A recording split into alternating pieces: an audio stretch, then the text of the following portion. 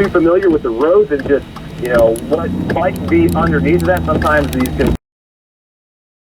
We can go over to Weather 9 because Corey Edmond is showing more than likely this is going to be where the road is closed. Is Corey available to talk right now? Corey Edmond, tell us exactly where you are and what do you see? Damon, I'm on 2nd Street here in front of the UCO campus. There is just a ton of water running across the road. Edmond cops have the road shut down here in front of us. There's a couple of cars stranded here to my left and one guy walking through the rain and the floodwaters here. They're right in front of me, Damon. There appears to be about 10 inches of water just rushing across the road. Back to you. Unbelievable. Now, Corey, okay, this is actually, Corey, just so you know, this is one of the areas where they are doing a water rescue right now. Just kind of give you a heads up as to what we're seeing out there in the distance. So, again, Corey right now, he is up on a high water rescue that is happening right here. Edmond police had to close this road to be again over at Covell and Coltrane, where once again, Doppler estimates now getting up around 4.5 inches of rain. As you can see, the rain is now beginning to taper off here. If we can at least keep a shoebox up, because I do want to keep at least have some of these pictures up and going so we can continue to monitor them live on there.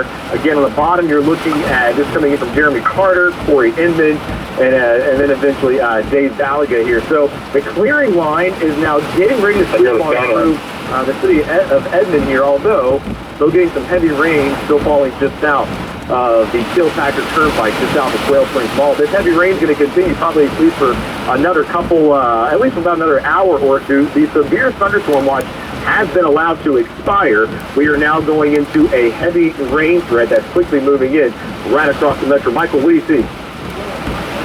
That's a great point. I think it's an excellent point about the rain is about to come to an end, but there's still heavy rain falling right at Corey's location, right over UCO.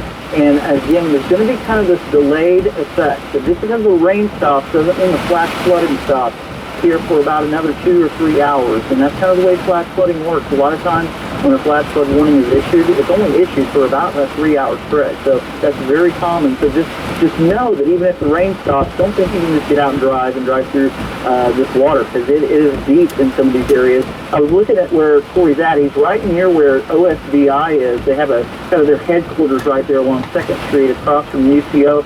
So this, for those of you who are familiar with Edmond, this is going to be west of the Target and the Lowe's area that's right there at 2nd and Bryant.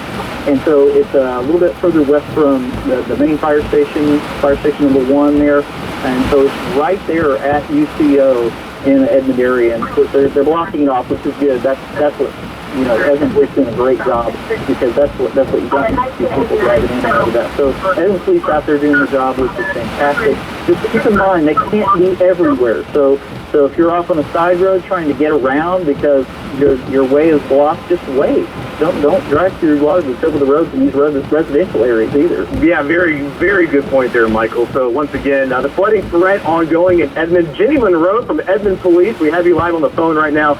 Jenny, what are y'all working with right now in the city? Well, just like Michael was saying, the UCO area, we're having a lot of high water issues just north of campus on Danforth and Channing specifically.